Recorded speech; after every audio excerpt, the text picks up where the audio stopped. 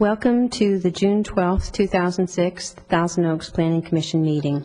Please rise with us and say the Pledge of Allegiance to our flag.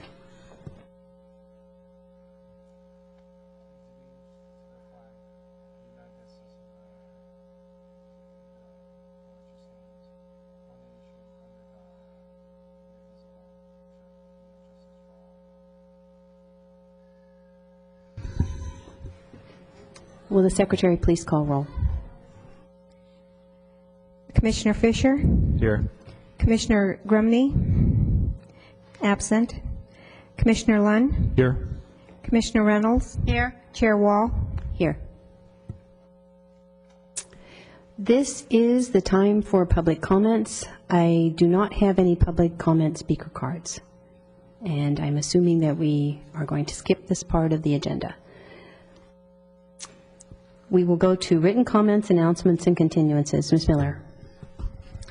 Thank you. There is a supplemental packet on the dais, and I believe all of you received it this afternoon via email. The first memo just makes a correction to conditions in the RPMN 2006-70038. And the other addresses some questions that came up regarding the municipal code amendment. If you have any questions about that, I'd be happy to answer it. Otherwise, that's it. Thank you. Will the Secretary please call case 6A?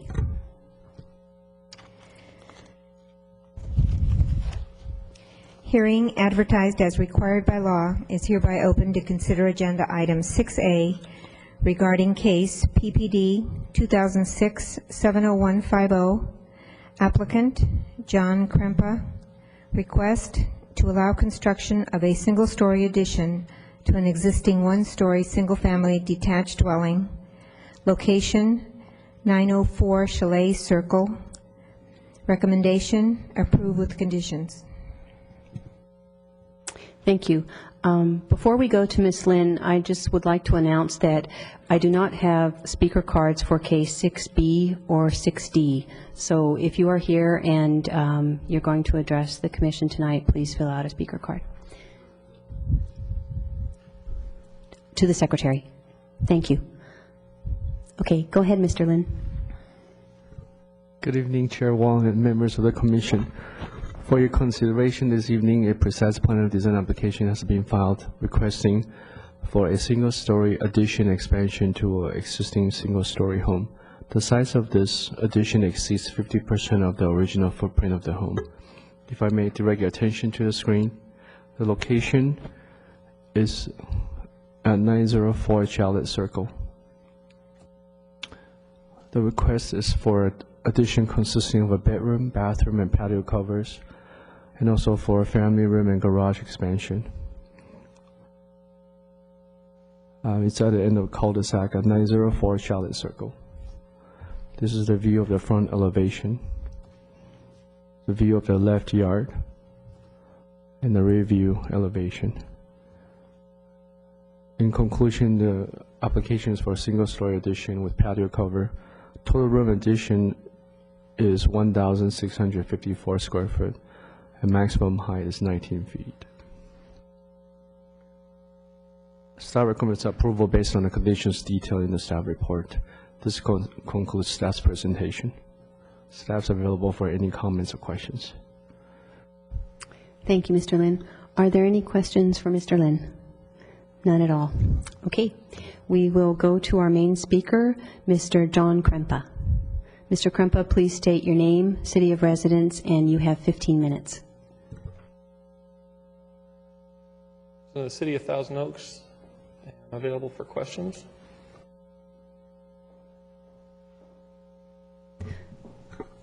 Are there any questions for Mr. Krempa?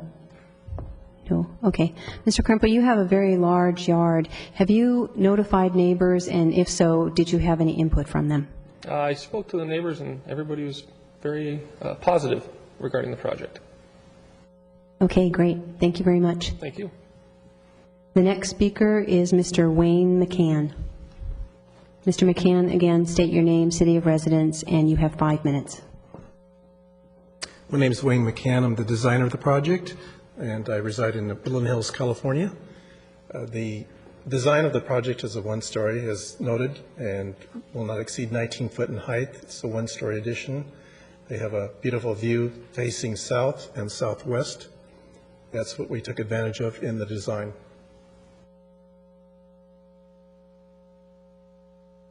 Okay, thank you. Are there any questions for Mr. McCann? No. Thank you very much, Mr. McCann. I'll also note that we have one statement card in favor of the project. So at this time, we will return to staff. Is there anything that you need to add, Mr. Lin? No, ma'am. Okay, thanks very much. And Mr. Krempa, you do have a rebuttal period. I'm not sure there is anything to rebut. All right, thank you very much.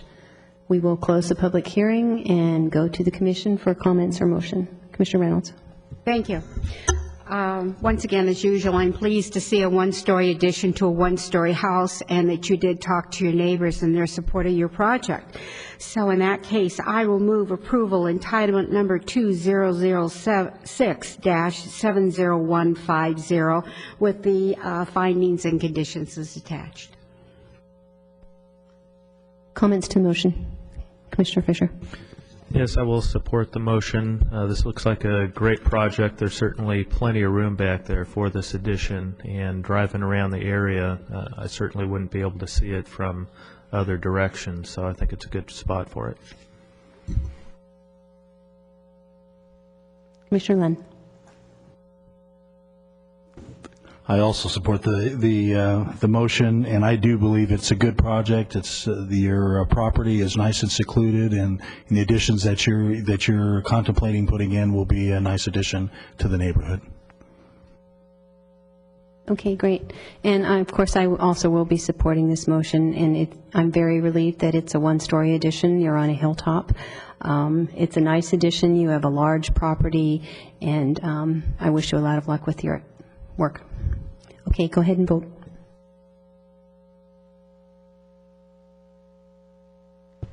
Motion passed 4-0. Okay, for purposes of the record, there's a 10-day appeal period on that. Thank you very much. Will the secretary please call case 6B? Hearing advertised as required by law is hereby open to consider agenda item 6B regarding case PPD 2005-70427, applicant Christopher and Darnell Martinoff, request to allow construction of single-story additions to an existing one-story single-family dwelling, location 1740 Berkshire Drive, recommendation approved with conditions. Thank you. Mr. Chang, you're presenting. Thank you, Chair Wall and members of the Commission. For your consideration today, what we have is PPD 2005-70427. The request is to allow a single-story addition over the 50% of the existing building footprint of the house. And if you can turn your attention to the screen.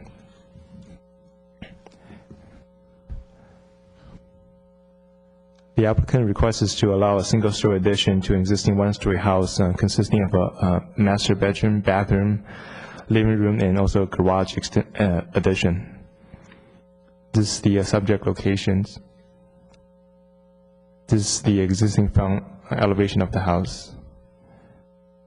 This is the rear elevation of the house. And for building design purposes, the additional square footage will be 1,380 square feet. The colors and material will match with the existing house, and the building height is 18 feet and 6 inches. And for recommendations, staff is recommending the Commission to approve the project subject to the conditions and based on the findings staff listed in the staff report. This concludes staff's presentation. Staff is ready for any question. Thank you. Are there questions for Mr. Chang? None. Okay. We will go to Christopher and Darnell Martinoff. Mr. Martinoff, please state your name, city of residence, and you have 15 minutes. I live in Thousand Oaks, California, and I would like to have an addition to my single-story residence. We're going to add on approximately 1,300 square feet. Most of the construction is going to take place in the back. We have approximately about 13,500 square foot lots. So our neighbors are well informed of it since we've been thinking about this for about 4 years and been talking with them, and so they know that we've been planning on doing this for quite some time, and we haven't gotten any adverse reactions from them. So. Great, thank you very much. Are there any questions for Mr. Martinoff? None? Okay, thank you, sir. We do not have any other speaker cards on this, so we'll return to staff. Is there anything you need to add, Mr. Chang? Staff has no comment at this point. Okay, I think we have another easy one here. Mr. Martinoff, do you have anything to add? None? Okay, thank you. We will close the public hearing. Commissioner Fisher. Yes, I move that we approve PPD 2005-70427 with the findings and conditions as outlined in our report. This is another good project, single story. Neighbors are in favor, no objections were received. It's, again, nice to see people talking with each other when it comes to additions. So good luck with it.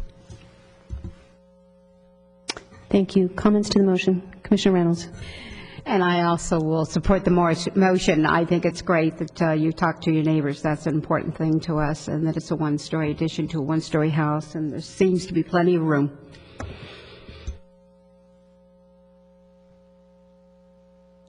No comment, Mr.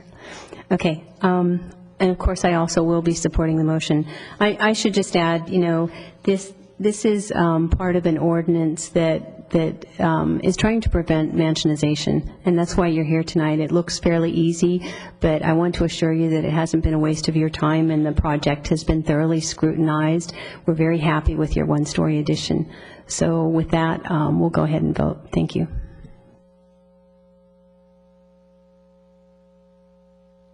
Motion passed 4-0. Great. And again, for purposes of the record, there's a 10-day appeal period. Thank you very much. Will the Secretary please call Case 6C? Hearing advertised as required by law is hereby open to consider Agenda Item 6C regarding Case RPMJ 2006-70174. Applicant Stuart and Kathleen Suskauer request to allow construction of a single-story addition to an existing one-story townhome, location 2743 Lakewood Place. Recommendation, approved with conditions. Thank you. Mr. Chang, you're presenting this as well. Good evening, Chair Wall and members of the commissions. What we have today is a residential plan development major modification to allow addition to existing one-story townhome. And the background is, according to the municipal code, there are certain design features or modification to the existing townhomes requires planning commission review. In this case, the applicant is proposing to expand the building footprint, basically technically adding the additional square footage to the existing house, which requires the planning commission review process. The applicant is proposing to have a one-story addition, and the addition consists of an entry and also kitchen expansion to the front of the house, and also a dining room and living room expansion to the rear. This is the existing photo of the house. This is the front elevation of the house, and the addition will be to the left-hand side, which they have little courtyard area to expand their entry and also kitchen expansion. This is the rear elevations, which is not that visible because it's blocked by the tree, but the addition will go under the existing roof, and they will not project beyond the existing rear yard setback. The design feature, basically the colors and material will match the house, and the building height will be 12 feet, and The design is architecturally consistent with the existing neighborhood, and the project has obtained the approval from the association. And staff is recommending the commission to approve the project based on the findings and subject to the conditions contained in the staff report. This concludes staff's presentation, and staff is ready for any question. Thank you, Mr. Chang. Any questions for Mr. Chang? Nope. Okay, we will go to our main speaker, Kathleen Suskauer. Please state your name, city of residence, and you have 15 minutes. And council members, my name is Kathleen Suskauer. I live in the city of Thousand Oaks. I do have the approval of our North Shore Town Association, and I brought with us our neighbors, John and Pat McNamee, who share our adjoining wall, and their home would be the most impacted by ours, and they are approving and supporting our thing. And I'm open for any questions you may have. Great, thank you. Are there any questions? Commissioner Reynolds. I was just curious on the North Shore Property Owners Association. It says preliminary approval. I have that was the preliminary. Was that before we had the full? Yeah, we have a footnoted. I brought one for you. Okay. That was footnoted. That was prior to our blueprints because we didn't want to go through the whole process. Right. Okay, thank you. Mm-hmm. Any further questions? None. Okay, thank you very much, Mrs. Thank you. Stark. And Mr. Chang, do you have anything to add? Staff has no comment at this time. Okay.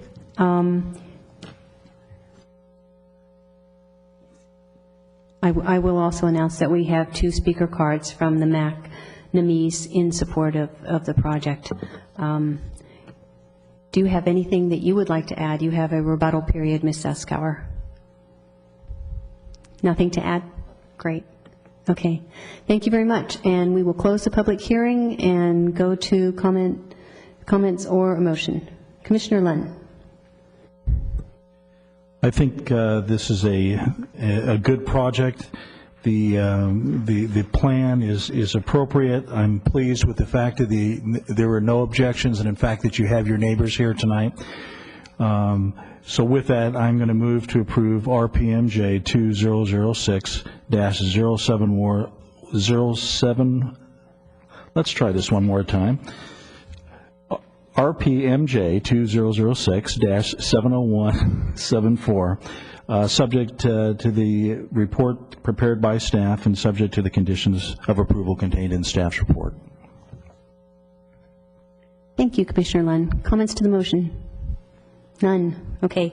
I'll just add mine. This is a small addition, as far as we see additions. I think it's really nice that you have a homeowners association that is looking out to make sure that that additions comply and that everybody's happy with them. And we're all extremely pleased that you're able to bring your neighbors with you. It helps in our decision making. So with that, please go ahead and vote.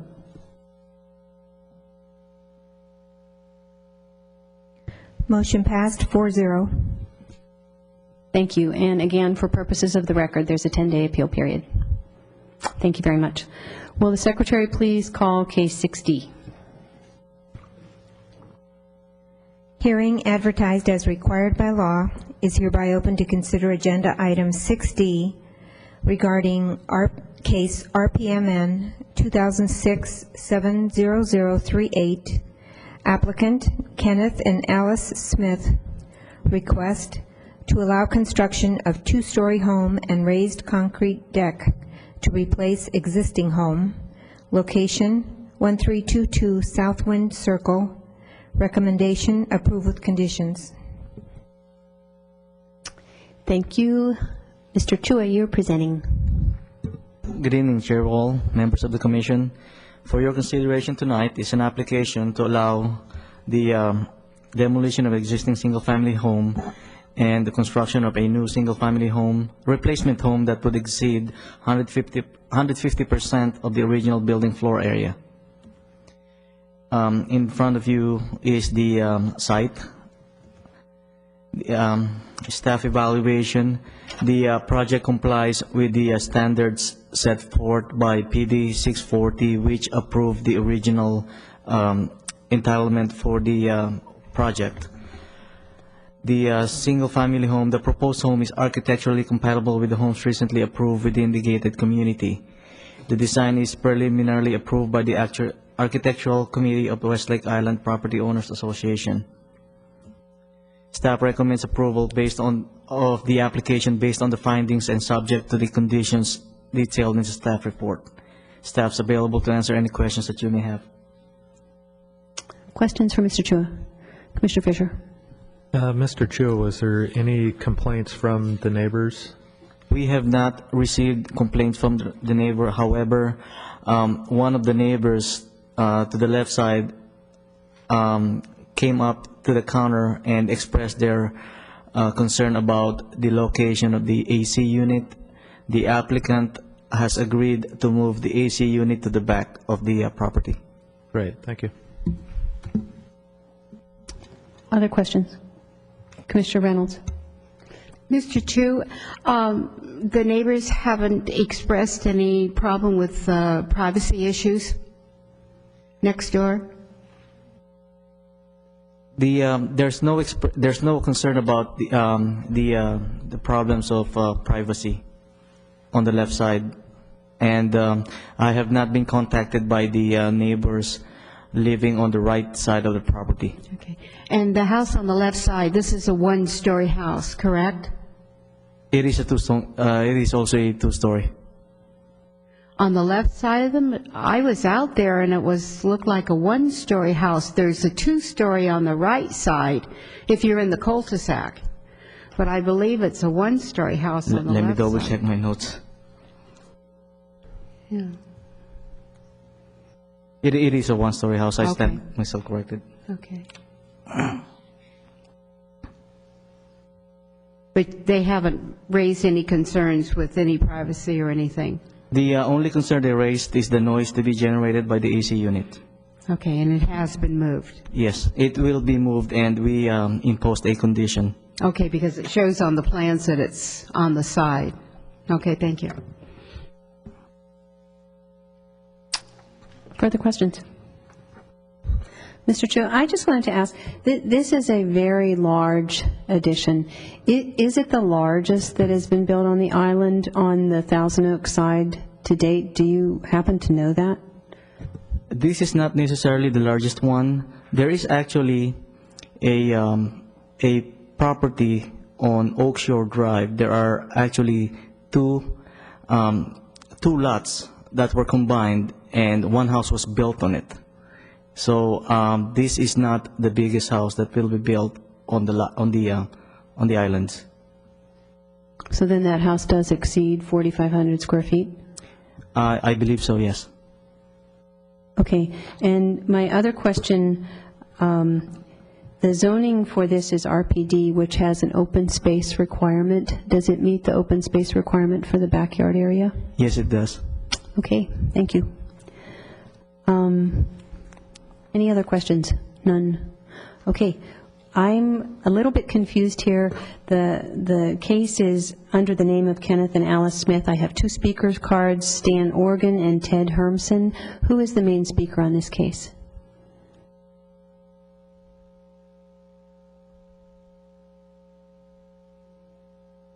Who is the applicant? Okay. Okay, are you the Organs or the Hermsons? Oh, I'm sorry, we don't have a speaker card for you. Could you please come to the podium and then fill out a speaker card after you're done speaking? I'm sorry. I announced that earlier, but perhaps you weren't here. Okay, so who is speaking tonight? Mr. Smith, go ahead. We'll have you fill out the speaker card later. Please come to the podium, state your name, city of residence, and you have 15 minutes. We live in Agora right now, and we're intending to construct this new house on the island. And apparently we've been approved with with conditions. And the only condition, obviously, that we have a problem with also is moving the air conditioning unit.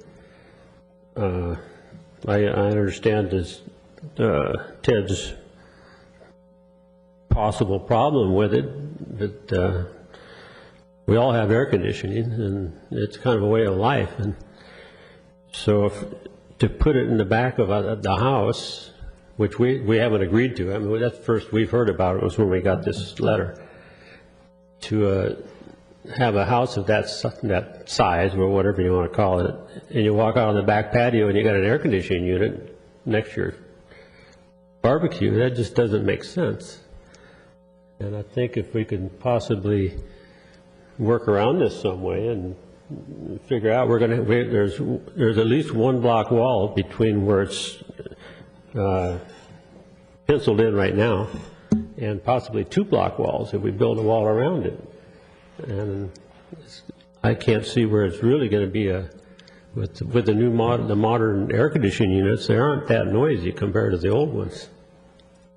So if we could get our neighbor to reconsider and think about this a little different or some other way of moving it, but to the back of the property, it just doesn't seem logical as far as we're concerned. So that's what I have. That's my only problem with this whole thing. Okay, Mr. Smith, had you spoken with your other neighbors? Was everybody in agreement that this is a good addition for the neighborhood? I believe your homeowners association is behind you. Is that correct? Yes, I'm having a hard time hearing. But okay. We haven't spoke to our neighbor about it.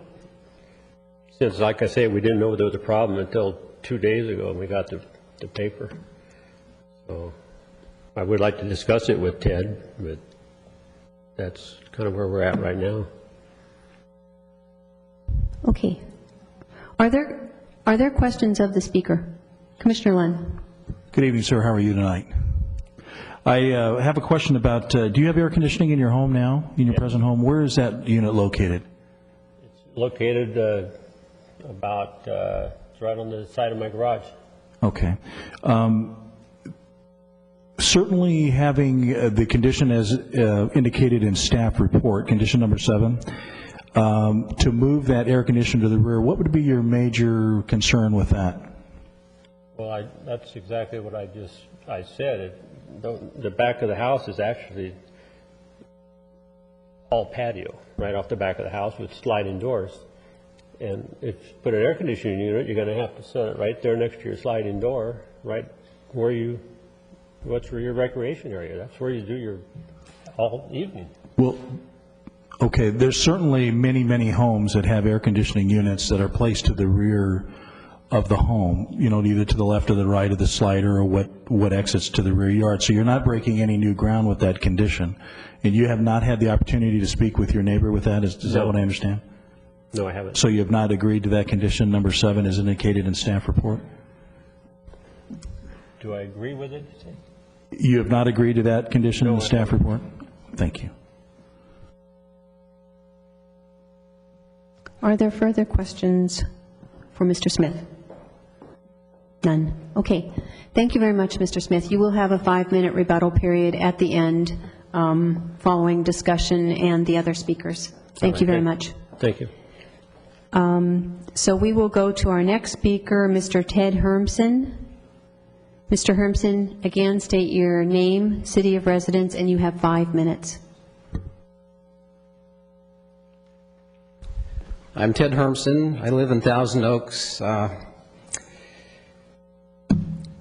number of comments that I'd like to make. The size of the house is very large and is going to cast a big shadow on our one-story house. Right now we have 2 one-story houses side by side on 0 lot line, and we're sort of the center with a brick wall dividing those 2 lots. The one house that is larger in our neighborhood that has been built on the Thousand Oaks side is on a much larger lot. These are 2 small cul-de-sac lots. They're kind of wedge-shaped, and they fit in very tightly. They're one story because the lots are so small right at the end there. The other comment that I think people have been talking about is we were never notified either by our homeowners nor by the people intending to demolish the house and construct this big house right next to us. So when we got the notice, we were rather surprised.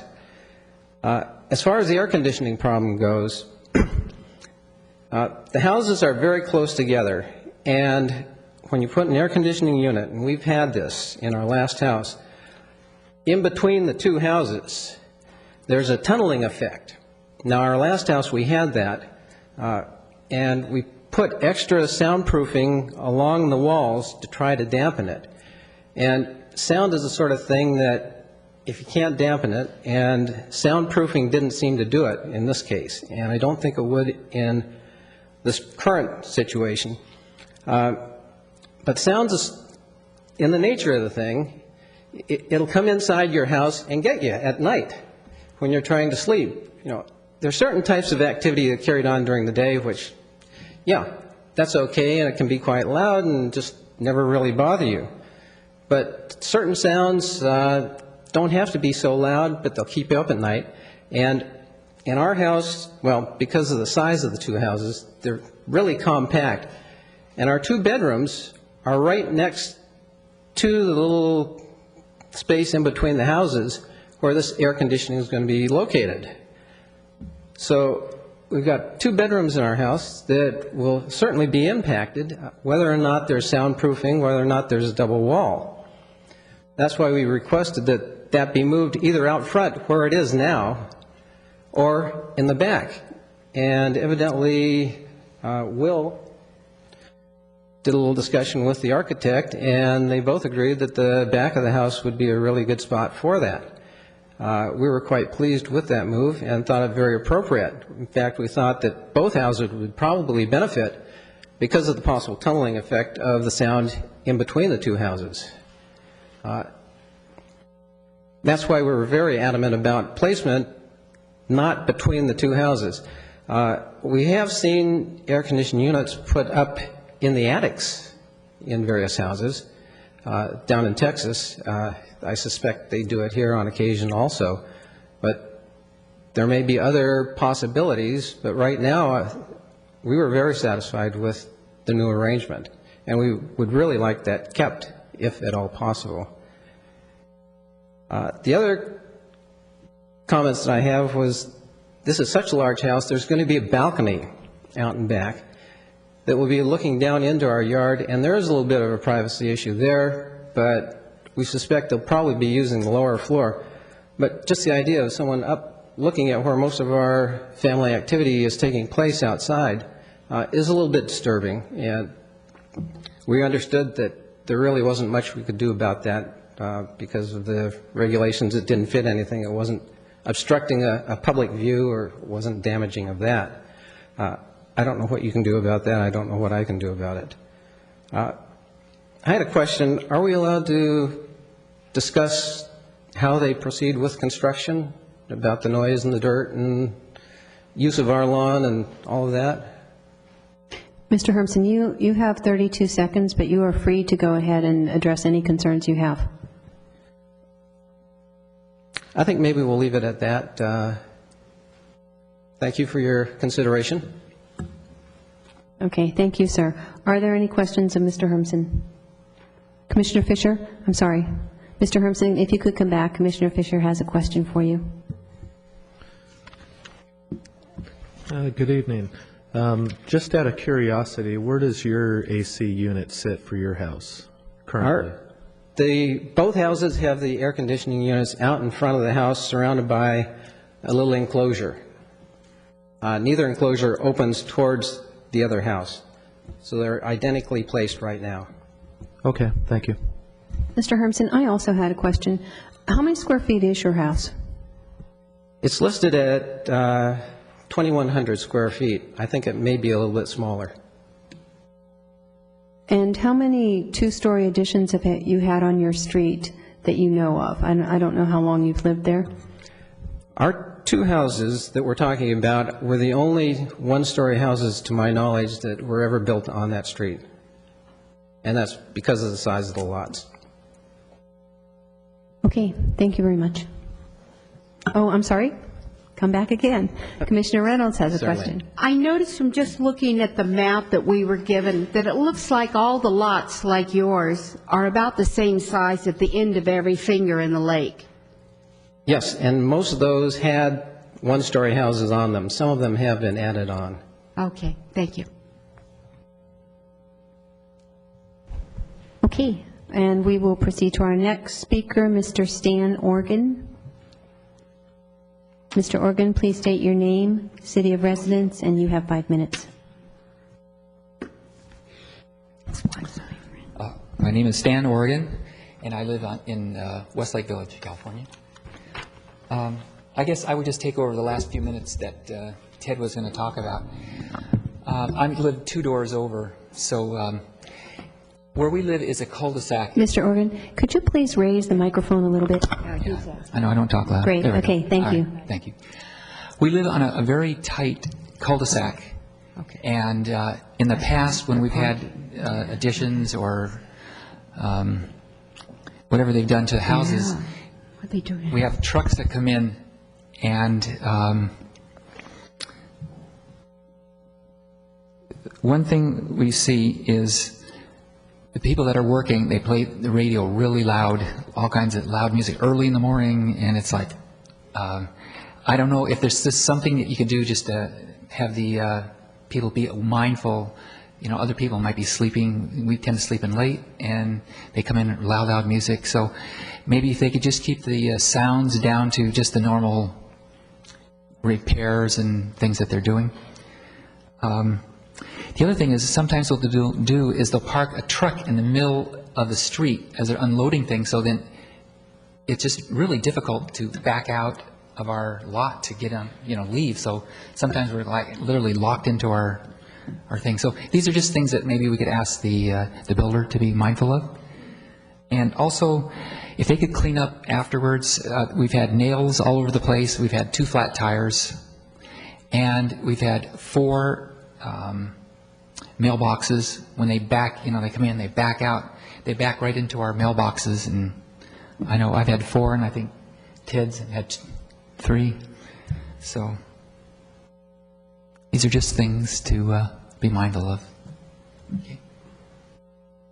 Questions for Mr. Organ? Mr. Organ, you are on the left side of the house, is that correct? Yeah. And you are in favor of the addition then? I didn't realize it was that large. I know there's, everyone wants the gorgeous view and stuff, but I was really surprised. I just found out now it's more than 1.5 times the existing size. So, I mean, I'm in favor of doing things tastefully, just so it keeps the values up. So. Okay, and how many square feet is your house? I think ours is 3,400. Okay, thank you very much. Are there any other questions? None. Okay, we will return to Mr. Chua. One thing I'd like to point out is the fact that the architects, in my conversation with the applicant's architect, I discussed with him the concern by the neighbor regarding AC unit, and at that 5 or 15-minute conversation, the architect agreed that the AC unit may be moved to the back without any issues at all, and this issue has not been brought up since then. The other concern that I want to bring up is the fact that the next door neighbor, Mr. Hirschman, claimed that he wasn't notified. We do have a listing of the people that we've notified, and one of them was him. And we also, to the fact that he mentioned that we had a discussion about this, proved the point that he's been notified about it. So there is a proper notification on this project. And that's all I need to add. Thank you. Questions for Mr. Chua? Commissioner Reynolds. A few things. I don't see in our packet a letter from the Homeowners Association approving this new house. Yes, we do have a copy of the letters, the Homeowners Association approval, and I would be happy to give you a copy. if Okay. you so desired.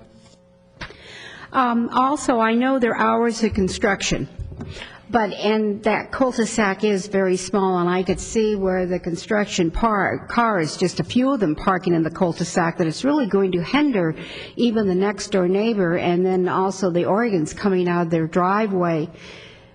What's going to happen during demolition of the house that's there and the materials being removed from the property? As in all constructions, the material should be disposed of properly. They normally would have a bin that's sitting outside the property, where the materials will be carried over, and maybe the applicant's architect here, maybe he could give us more details on how the house would be constructed. Okay, because I can't even see where there would be room for one of the large dumpsters to be put in the street for materials. I mean, I know when we built our house, it's been 30 years, but, we had to have a dumpster, and there was a lot of removal just during normal construction. And so I'm real concerned about how that's done in that small cul-de-sac, and, impeding the flow of traffic, or for the homeowners being able to get in and out of their homes safely.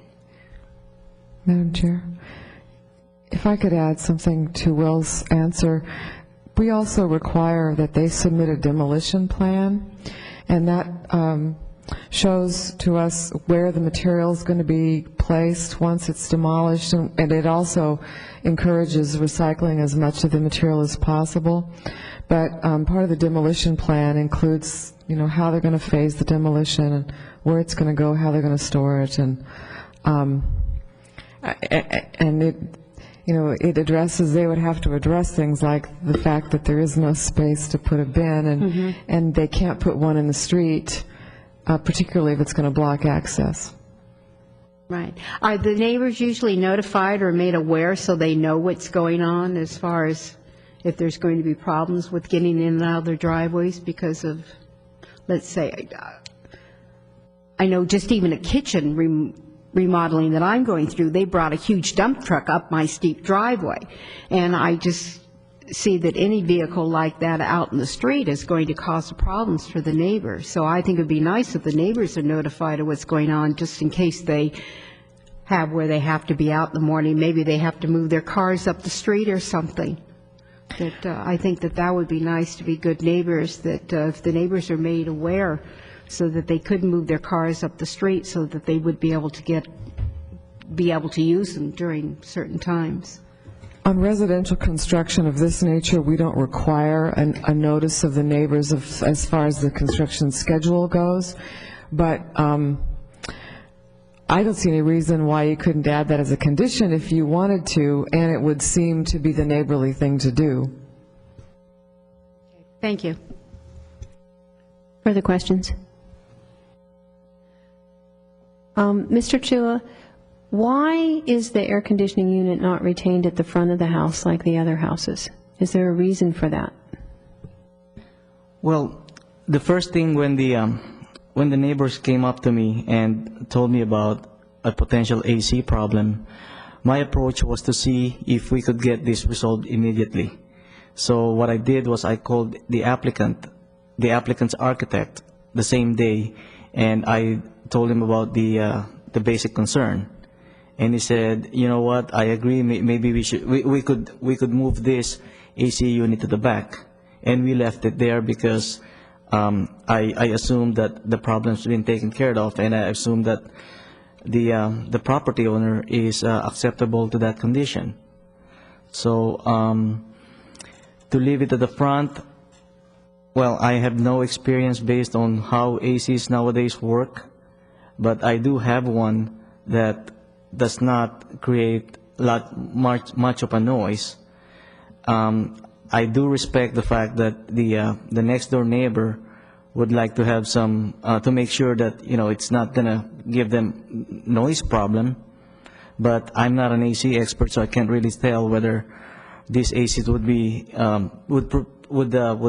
would provide a problem as far as noise is concerned. Okay. The other question regarding the balcony, When you looked at the plans, did you feel that this was a privacy intrusion for the neighbor? Well, the balcony is located towards the rear of the property. It's not located in such a way that it's towards the middle of the property where much more view of the neighbor's yard would be provided.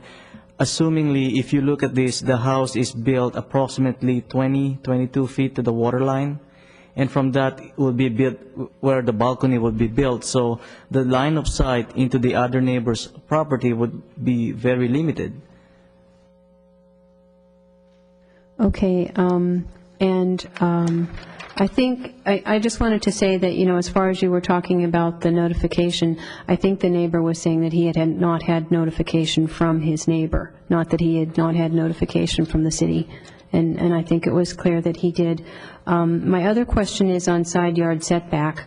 When I viewed this property yesterday morning, I really couldn't see how there was a 7-foot setback on the right side. Is that accurate, or is it an average? The 7-foot setback is the minimum for 2-story walls without windows. So the plan is, the applicant is presenting a plan that will provide a 7-foot setback for the 2-story walls without windows. Now, so if you look at the plans, the windows on the second floor that has a window is jogged in 10 feet to take care of the privacy issue, if that's what you're getting at.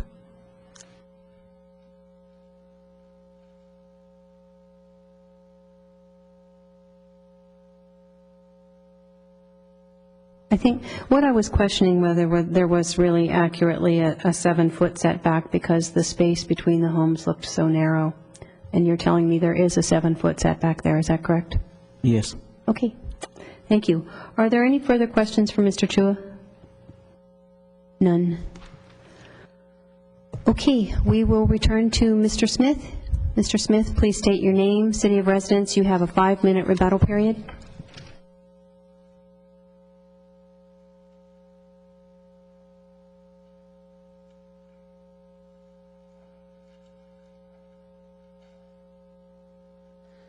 Mr. Smith, I'm sorry, if you could start over. I forgot to press the mic button for you. Please start over. My name is Kenneth Smith. I live in Agoura, California. And I just wanted to make a couple of comments. One, we're discussing a balcony, of which there is none. I don't know where this is coming from. And the size of the house, it's almost 2,100-foot house now, and it's going to be less than 4,500 when it's done, because they've set back those walls another 3 feet. So I'm looking probably at 4,200 maybe, and that's more like 125% improvement, or size-wise, over the old project, not 150. So otherwise.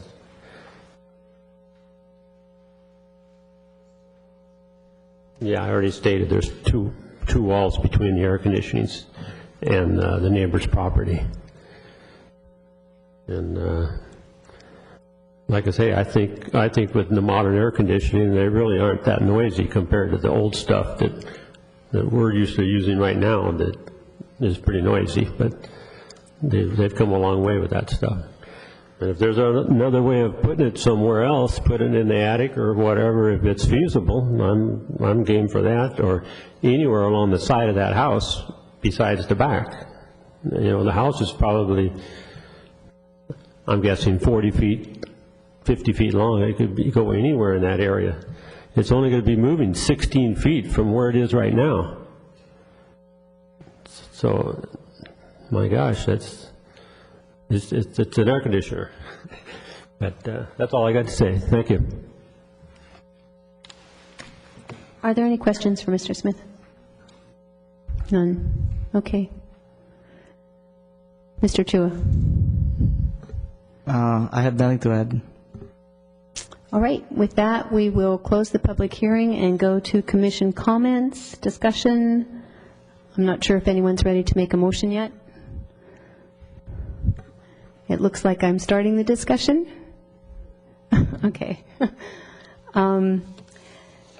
This is one of the hard cases for me. It is such a huge addition. I'm pleased with the height of the house, however. It's a very small lot.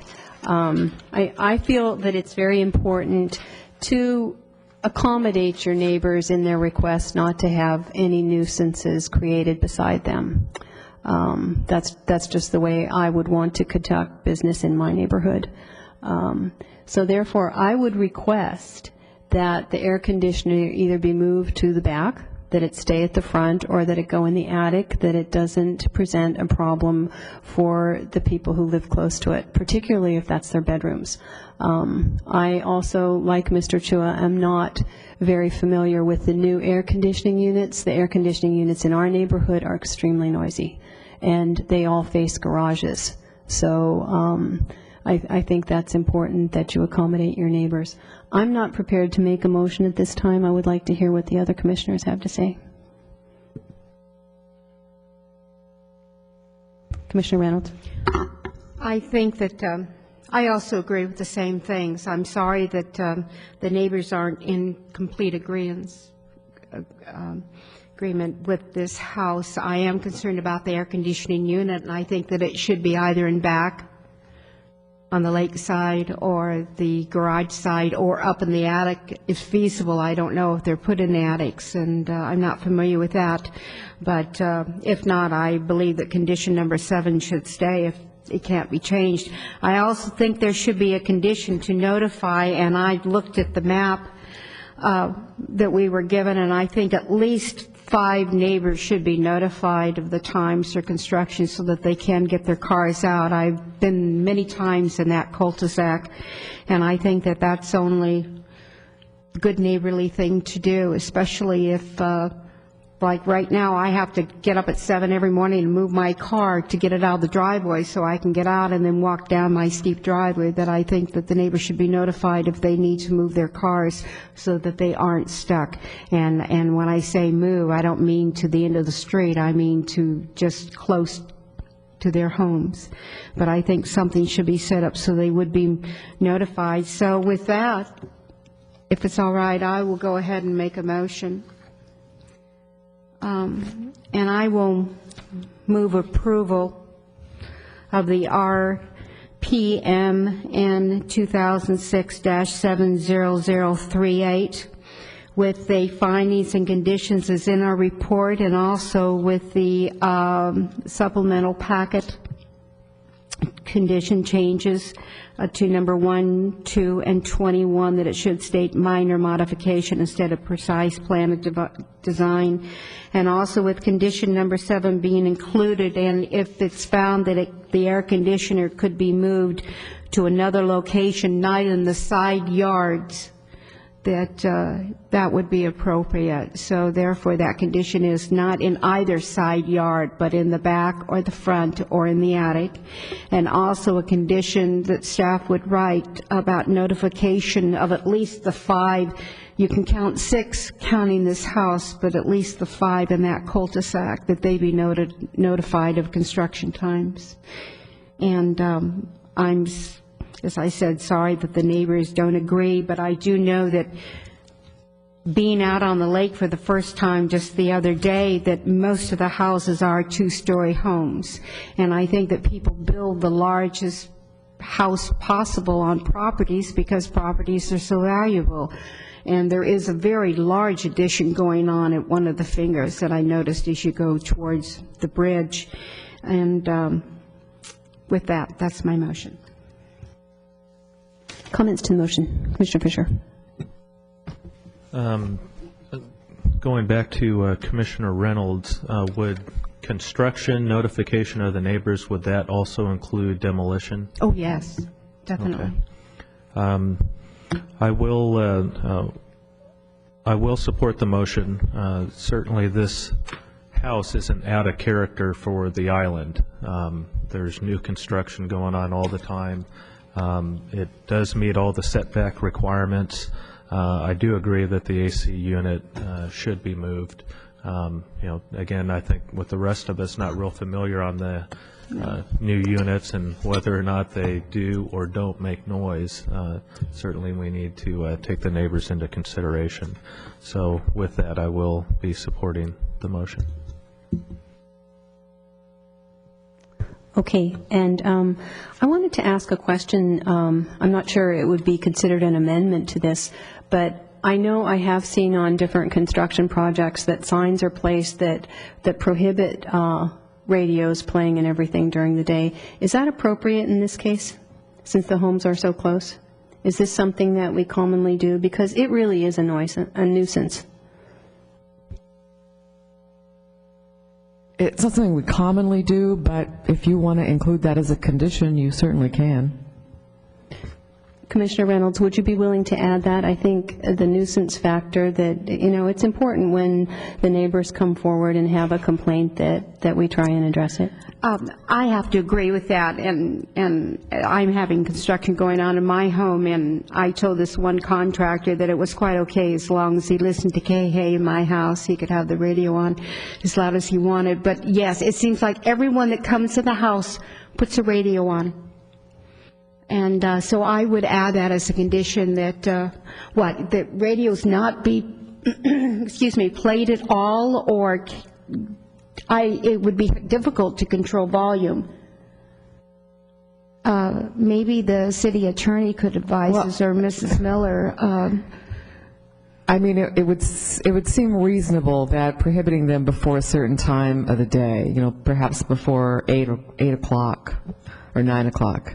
I don't see how we can prohibit anybody from playing a radio on this site all day long. And again, we have our general nuisance laws that would prohibit loud music no matter what time you play it. So we have our general nuisance laws. But in the mornings and in the evenings, again, they're only allowed to cut for construction between 7 a.m. and 7 p.m. So if you wanted to say no music between 7 a.m. and 9 a.m. or something like that would be appropriate.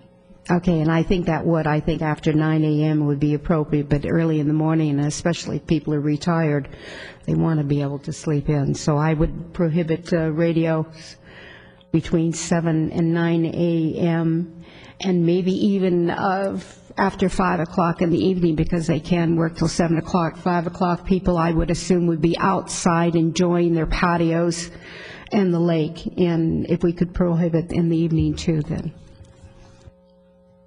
On this site, I'm not saying for all of them, only on this site. Okay, thank you. You've added everything I've you added needed that to add. my motion, yes. Okay. Shall we go ahead and vote?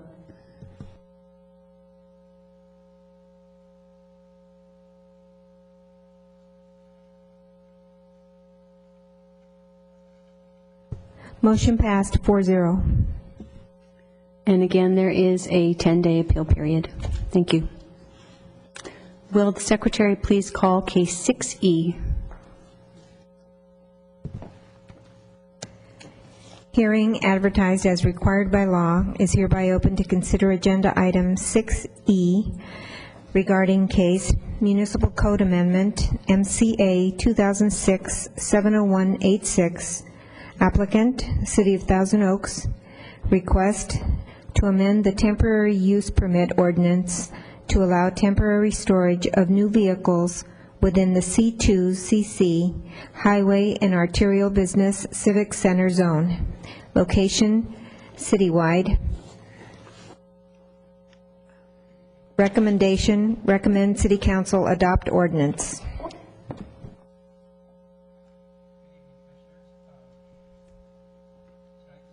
Mr. DeGeorge, I don't think your microphone is on. Good evening, Commissioners. Thank you. Submitted for your consideration this evening is an amendment to the Municipal Code, Article 9, Title 9, Chapter 4, Article 41 of the Municipal Code to allow temporary storage of new passenger vehicles as defined in that subsection C on properties within the C2CC zone. As proposed, this amendment will automatically expire July 31st, 2011, unless extended by the City Council. If you'll take a look at your screens, please, you'll see the C2CC section or zone on the screen. The only parcel or the only property within that zone, within the C2CC zone, that is currently vacant and capable of vehicle storage is this property that I'm circling at the moment.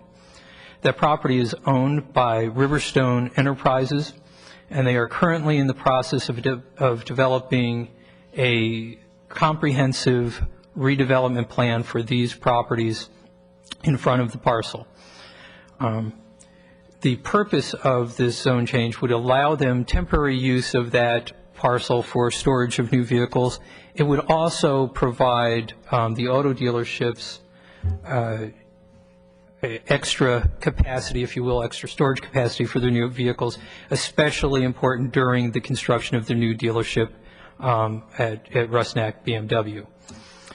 The code amendment qualifies for a Class 4 categorical exemption pursuant to Article 19. Minor alterations of land. Subsection E specifically allows for a minor temporary use of land having negligible or no permanent effects on the environment.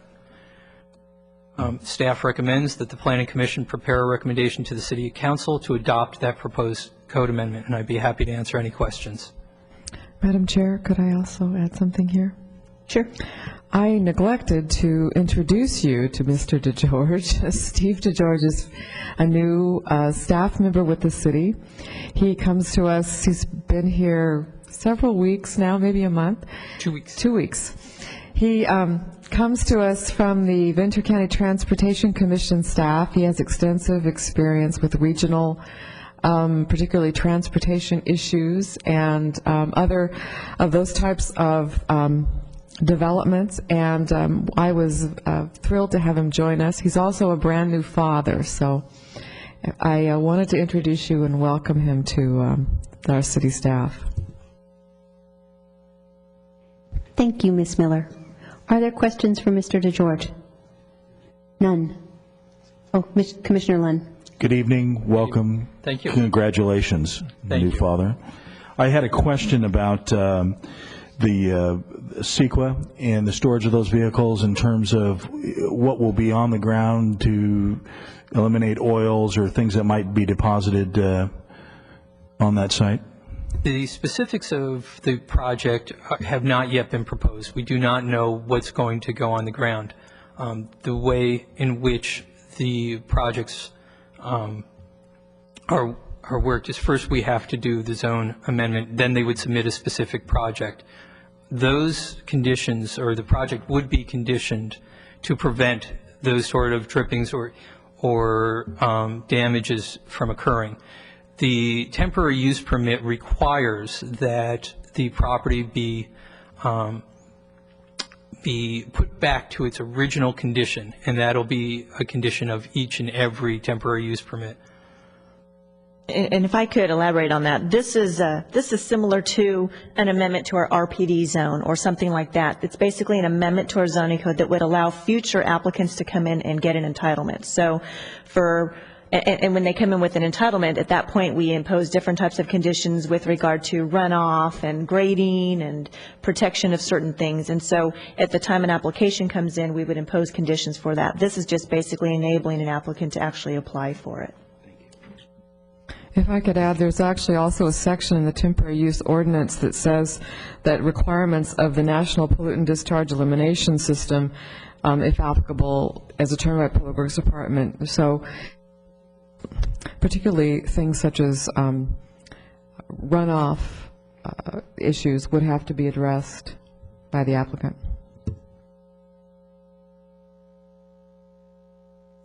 Are there questions? Okay, I did have a few. I'm a little confused by, I think I've heard that this would allow other applicants to come in, but at the same time that this is the only parcel. I think, Tracy, you claimed that. So can you elaborate on that a little bit? I'm confused by that.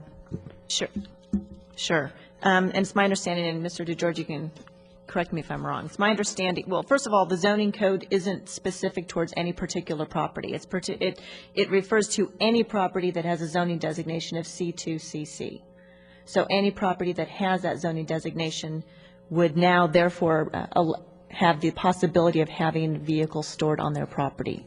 It's my understanding, however, practically speaking, that the only parcel that would probably be available to have vehicles stored there is this particular property. Is that correct? That's correct. All other properties within the C2CC zone are currently developed. Okay, thank you for clarifying that, and also thank you for your answers to my questions today. But the one I'm most concerned about is this 5-year idea of temporary, because to me, temporary means 18 months max, maybe possibly with a 6-month extension. And I'm wondering why, when the Auto Mall garage has already been approved, and I realize you've only been here 2 weeks. The Auto Mall has already approved a huge parking structure. Why we would want to make this a 5-year period? As I understand it, the time estimate to develop the property in question, the estimate for that was approximately 5 years. This would allow the property owner use of that property during the time they're working with the city to develop a good project adjacent to the Civic Arts Plaza. And that was the basis of that 5 years. Madam Chair, if I could add, we included it as a 5-year sunset on this code amendment. It was suggested by the Riverstone Enterprises in their application. We just took it as a reasonable time period to sunset the ordinance.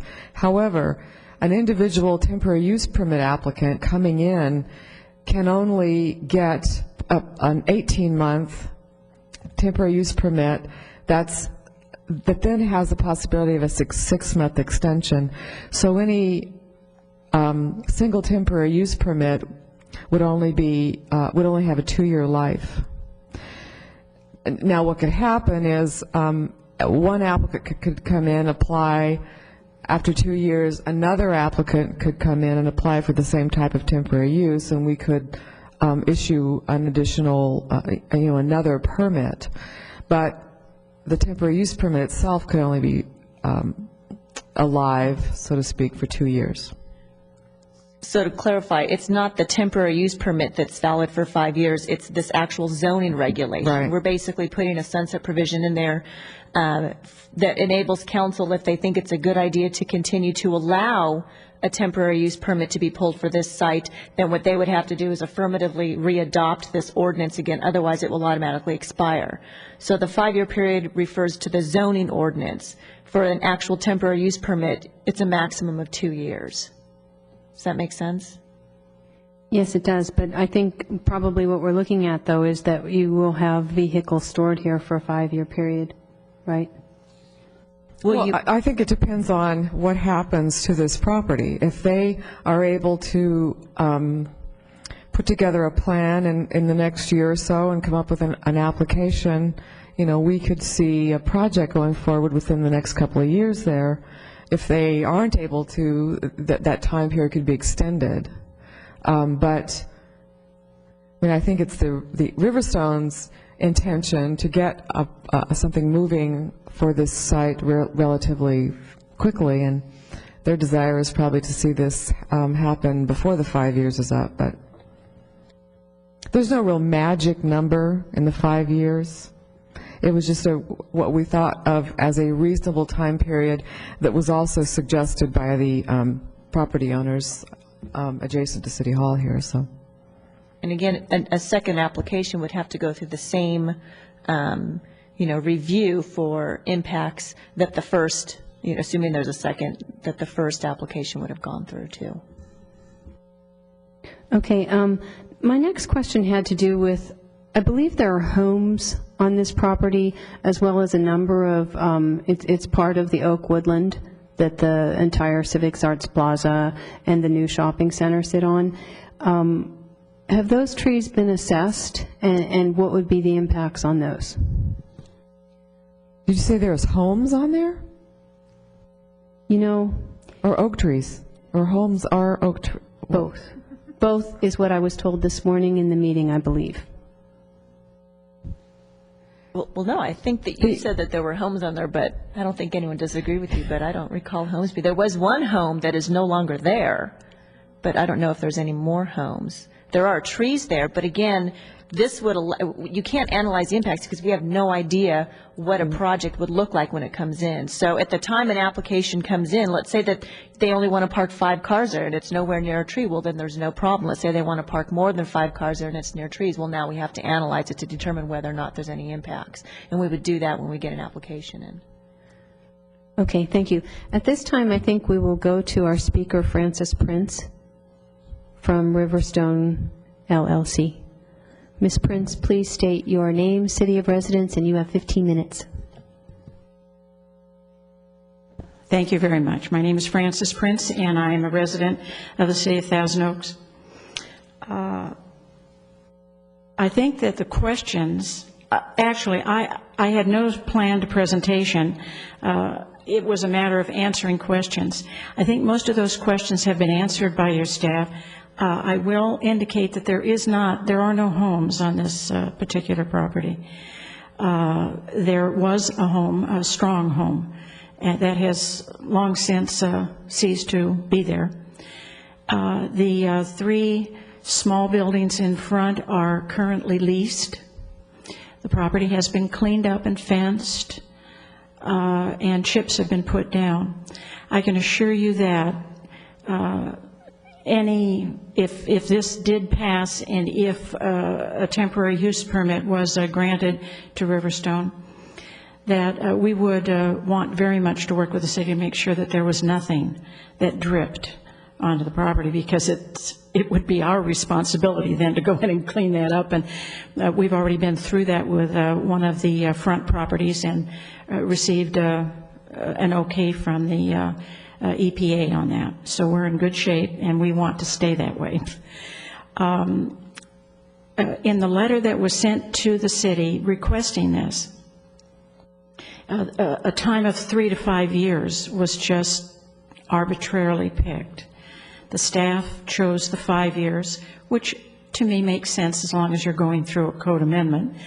But as I understand it, anything that would apply to our particular special use permit would be for an 18-month period with 1 6-month extension.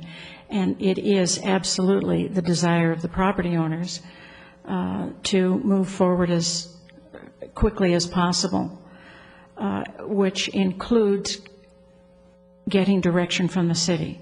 We have worked with the adjacent property owners to try to put together an entire specific plan, and have met, I would think, at least 4 or 5 times with the city staff and with the property owners, and we were unsuccessful in getting all of the property owners on board. But the city would like to see something there that fits well with their concept of the zoning for the property. So it is our intent to work with the city to see what we can do on that property. And this would assist us greatly, no question about that, being able to make some use of the property in the interim. It also, I think, would be a happy solution for the auto dealership for that period of time until their structure is completed. So with that, I have nothing further to add, but I'd be happy to answer questions. Questions? Okay. I do have a couple. Yes. We have a map that was given to us in our supplemental packet, and I was wondering which parcels exactly here, you don't have a copy of this, but I'm wondering how much of this is the Riverstone properties. Okay. Let me see if I can physically describe it for you so that it's clear on the map. It fronts Thousand Oaks Boulevard, and it is contiguous to I can see why it might be confusing. Well, let me put this aside and go back to my description. It fronts Thousand Oaks Boulevard from Dallas Drive to the two-story building, office building, that is currently there. That is the part that fronts Thousand Oaks Boulevard that belongs to the Riverstone property.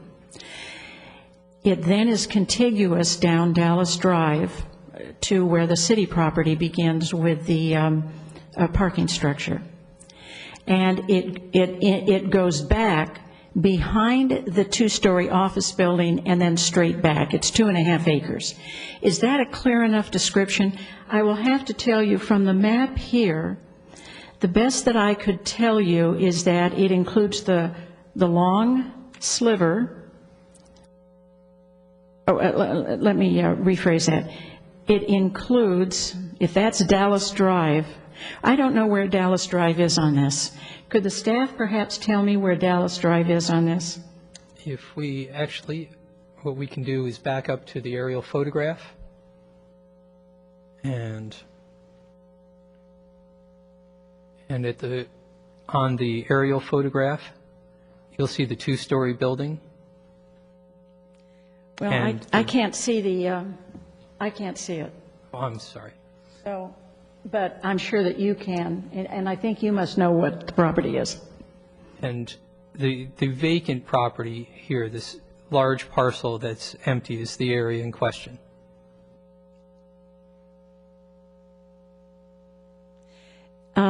There's also another piece of empty property. The property on the other side of the two-story office building is also vacant.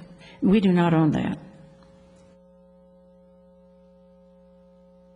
Okay, thank you very much. Does that answer your question enough? I believe it does. Okay. Yeah, good. I've been looking at the map here.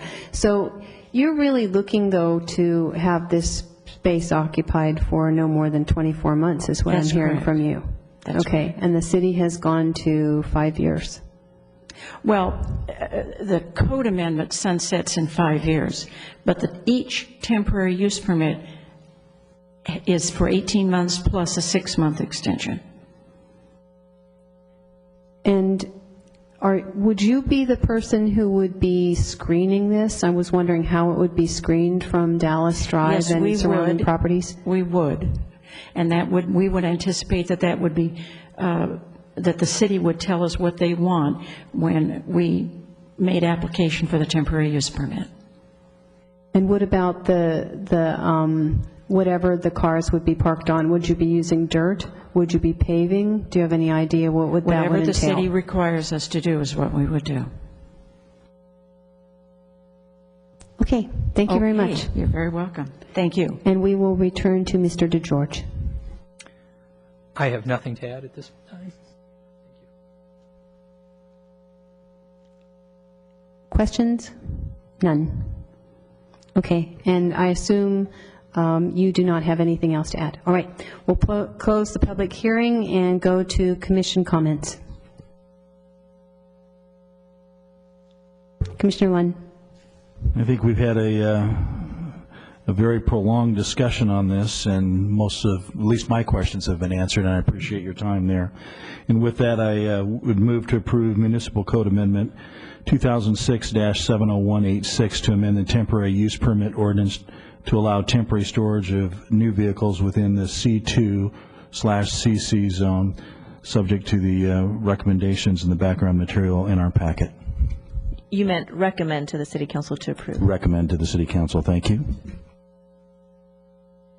Comments to the motion? Commissioner Reynolds. And I will support that motion. I was very pleased to see Mrs. Prince here. She is a former mayor and spent time, I believe, on the Planning Commission, too, along with being on the City Council, and it was nice to see you in the chambers, Mrs. Prince. Commissioner Fisher. Well, maybe I'll be the lone vote here, but I've looked at this over and over, and I know we had something in front of us over a year ago with Toyota and wanting to rezone residential area to expand the area. Didn't agree with that, and I don't agree with this. I don't think that's a good use to be pulling cars in and out of this area. God, we've got several large vacant spaces already paved around the city that could be used for temporary vehicle storage. Also concerned with the 5-year sunset. 5-year sunset could, be renewed again, certainly at the city council's discretion. And, we may or may not have 5 years, 10 years, who knows? I just don't think this property is a good fit for vehicle storage, however temporary it's going to be. So I will not support the motion.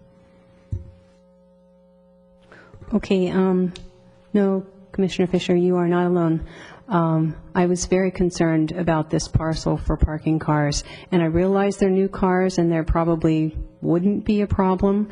I don't see how there's any way we consider 5 years temporary storage for vehicles. And again, I think there are a number of parcels in the city. There are already several different zones, including the M1 and M2 zones, where storage would be allowed. And I would not want to recommend this to the council. So that's my position also. Commissioner Lund, do you have any closing remarks? No, thank you. Okay, go ahead and vote.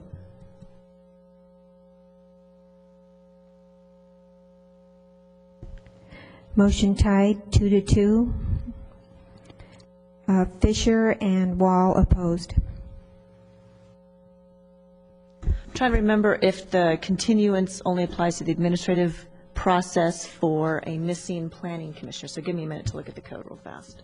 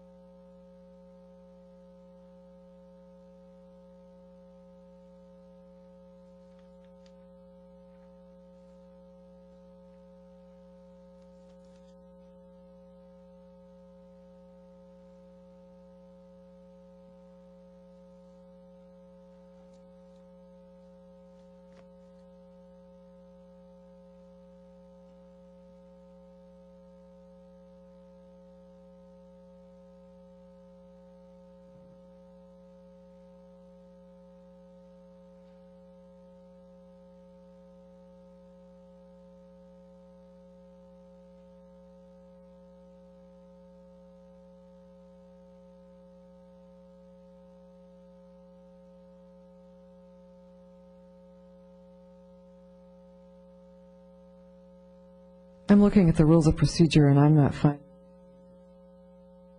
that speaks to tie votes either. Right. Well, the only ties that I remember apply to the quasi-judicial ones. I'm looking at Section 9-4, 2914, Commission recommendations on proposed zone changes. In cases of proposed zone changes and amendments initiated by the council, which we don't have here, this was initiated by an applicant. Am I correct? Okay, then it would be subpart B. In all cases of Well, no, that's not true, because we took it to the council to initiate it, so it is upon request, yeah. Right. So okay. The commission shall submit a report thereon which indicates the commission's approval or disapproval to the council by resolution. And then 9-42915, a recommendation by the commission relative to an amendment to the provisions of this chapter or change of zone boundaries or zone classification of the property shall be by resolution carried by affirmative vote, not less than a majority. Whenever any of the such matters are not so carried, it shall be deemed to have been disapproved and shall be reported to the applicant, if any. A recommendation of the commission shall be final and conclusive and may not be reconsidered by the commission except upon referral of the council. So based on that, all that would happen is a report would be submitted to the city council indicating that that the motion or the recommendation did not pass due to a 2-2 vote, and that there's no need to continue it for the return of our 5th planning commissioner. all right, that's what we'll do. We'll take it to the city council with the tie vote. Okay. We will go to item 7 on the agenda, miscellaneous items, reports, and referrals. Ms. Miller. Thank you. The only thing I have under this is that I would just like to report that in this year's annual American Diabetes Association Tour de Cure bicycle race, our own Barry Fisher was the top individual fundraiser. So I'd like to congratulate him for riding, what, a mile and a half? and raising $1,245. I'm impressed. I'm very impressed. Congratulations, sir. How many We'll miles start did you you out ride? at the triathlon next. How many miles did you ride? At least 5. And he rode with Amy Albano. They were teammates. That's why he rode so swiftly. And I worked on the committee, and as a diabetic, I appreciate all that the city team and that Commissioner Fisher normal item. rode in it. Did you, Mr. Lund? And also Mr. Lund rode, Commissioner Lund rode. I didn't give him any money, though. I just gave it to Barry. However, let it be noted that Commissioner Fisher left me behind. I would just also note that I know you all received notice about the League of California Cities. Some of you have made your reservations. If you haven't, please call Mary Seppi at the office and make those reservations. Okay, thank you for that reminder, because that was something I skipped on my last trip. We will go to our minutes. Approval of the minutes. Commissioner Fisher. I move to approve the minutes of the meeting of May 22nd, 2006, as included in our packet. Please vote. Motion passed, 4-0. Do we have AB 1234 reports? None. Okay. With that, I'm assuming there are also no commissioner comments? Very good. We will adjourn until 6:30 p.m. on June 26, 2006.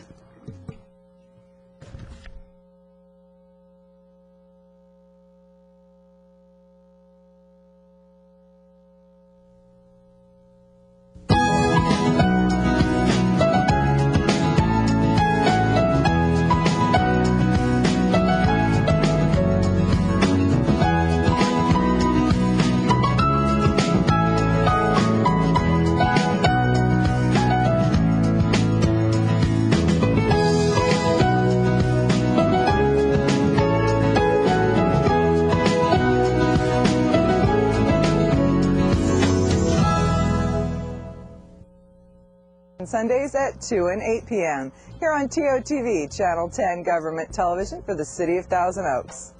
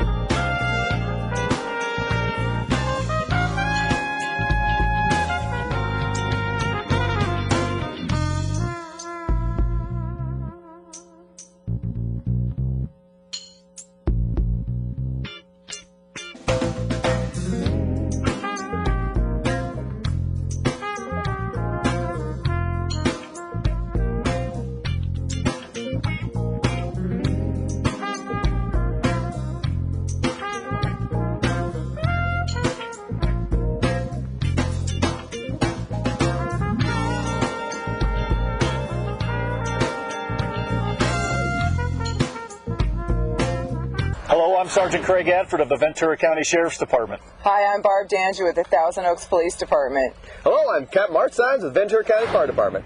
On today's show, we ride with Sergeant Scott Zaslov as he responds to a bank robbery in progress and a vehicle rollover on Ventura Park Road. And we're going to ride along with Squad 31 as they respond to a traffic collision And we're going to welcome back Staff Sergeant from Station 34, Engineer Ken Roberts, from his tour from Iraq. And we'll ride with Deputy of the Year, Detective Sergeant from Thousand Oaks, Steve Sagely, as the unit serves a warrant on a drive-by shooting suspect. So stay tuned for these stories and much, much more coming up next. Come ride with us and you'll be first on scene.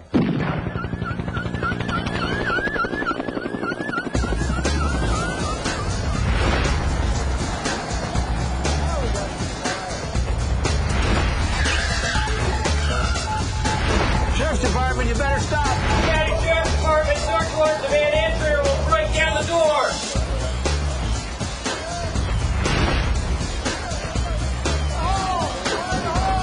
Making a stop right now. White van just threw out property. Country backup.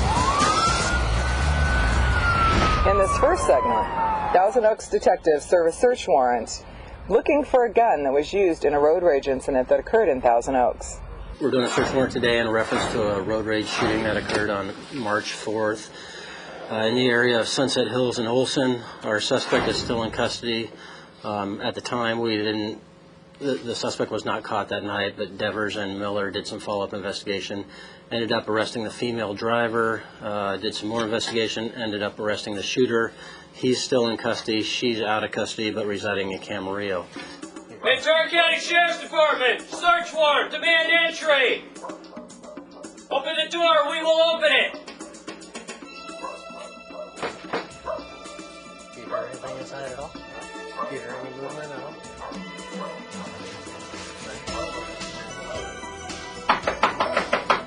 Ventura County Sheriff's Department, search warrant, demand entry, or we'll break down the door.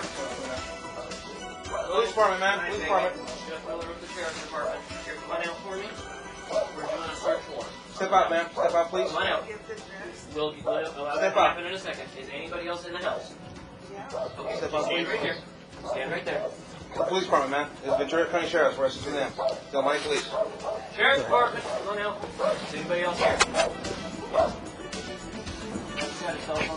Stay right there, ladies. Stay right there. Sheriff's Department, search warrant. Stay right there, please. All right. Don't worry about it.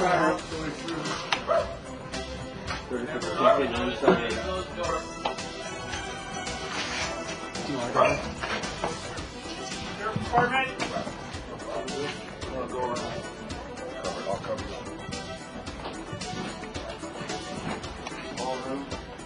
Small room. Sheriff's Department, anybody here?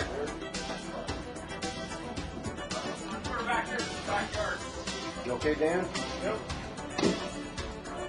Hey, Alan, see if that looks around. I just don't want to. All right. Just let them know what's coming. Go ahead, now. Go with me. Yeah. Sheriff's Department. Oh, somebody in here? Dan back there.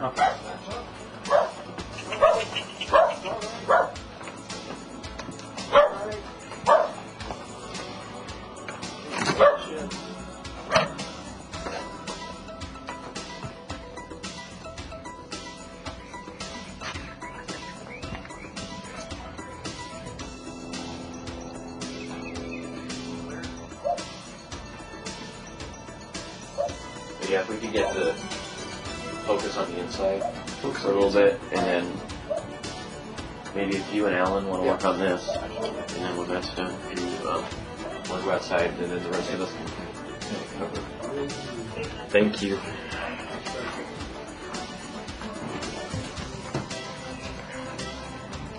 Nope. Here's your little type 2.